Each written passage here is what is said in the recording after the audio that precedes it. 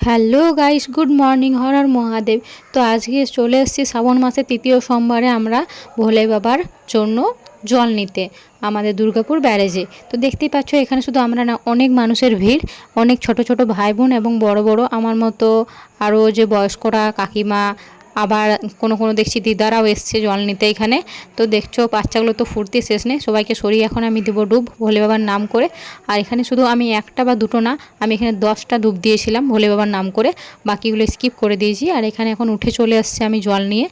আর এখন উপরে এসে আমার একটাই কাজ, ভোলে বাবার মূর্তি করা বালির মধ্যে, বালি দিয়ে শিব বাবার মূর্তি করতে হবে।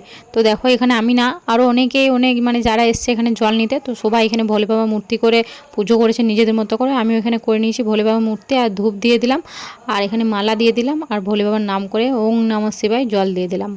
তো তোমরা সবাই কে কোথায় এই শ্রাবণ মাসে বাবার মাথায় জল ঢাললে এবং জল নিলে নিশ্চয়ই কমেন্টে জানাও।